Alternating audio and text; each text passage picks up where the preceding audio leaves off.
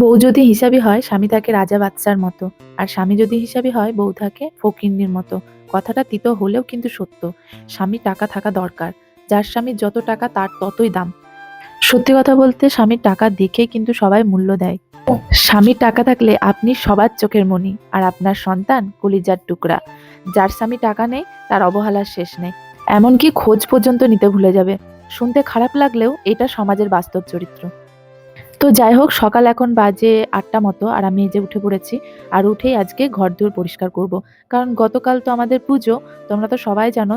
তো এবারের পুজোতে আমাদের বাড়িতে সেরকম কেউই আসবে না, মানে অনেকে আসে, তো এবছরটা যেন একটু অন্যরকমই যাবে। মানে দুটো বোনও আসছে না।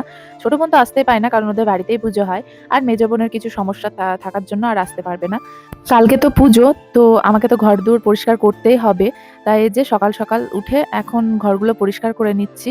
ধরো বেলাঙার বাইরে কেউ থাকে, কোনো পুজোতে আসুক বা না আসুক, কিন্তু এই কার্তিক লড়াই সবাই বাড়ি আসে, আর প্রচুর মানুষ আসে। আত্মীয় স্বজন কুটুম যেই বলে না কেন, সবাই সবার বাড়িতে আসে। তো এবছর আমাদের বাড়িটা একটু মনে হচ্ছে ফাঁকা ফাঁকা যাবে, জানি না কে আসবে। তবে বোনটা কেউ আসছে না, হয়তো দাদারা আসতে পারে। চলো, সমস্ত ঘরের তো চাদরগুলো চেঞ্জ করা হয়েছে এবং ঘর বারান্দা সমস্ত ঝাঁট দিয়ে নিয়েছি। তারপরে এই যে দুজনে ব্রাশ নিয়ে এখন দাঁত মাজতে মাজতে চলে এসেছি আমাদের ঠাকুর দেখতে। আর ছেলে দেখো কিভাবে সামনে এগোচ্ছে। তো চলো দেখায়। দেখো কত সুন্দর লাগছে, আর এই যে আলপনা দেওয়া হয়ে গেছে। আর দেখো বাবাকে কত ভালো লাগছে। আগের দিন রাত্রে মানে 12টার পর, তো 12টার মধ্যে কাজ শুরু হয়েছে। কত রাত পর্যন্ত যে হয়েছে আমি ঠিক জানি না, চলে এসেছিলাম বাড়ি, অতক্ষণ থাকা তো যায় না। তারপরে এই যে মুখ হাত পা ধুয়ে চাটা খেয়ে নিয়েছি। কোথায় যাবা? কোথায় কোথায় যাবা? তেল আনতে? তো আগে আগে হাঁটছে, দাও টাকাটা ওর কাছে আছে, নি না, দাঁড়া, আসতে যা। ছেলেকে নিয়ে মা গেল একটু বাজার, আমি এই ফাঁকে এই যে সব চাদরগুলো চেঞ্জ করেছিলাম সেগুলো এখন কাচতে যাচ্ছি। আর সামনেই পুকুর আছে, তাই ভাবলাম পুকুরে কেচে আনি। কাঁচা কুচো কমপ্লিট, চলো আগে মেলে দিই, তারপর তোমাদের সঙ্গে কথা বলছি। আর এই যে সব কাঁচা হয়ে গেছে আমার। তো পুকুরে কাচার কারণ হচ্ছে আমাদের কলের জলে প্রচন্ড আয়রন, মানে যদি জামা কাপড় কাচি পুরো চ্যাট করে, না হলে হয়তো সাদা জামা লাল হয়ে যায়।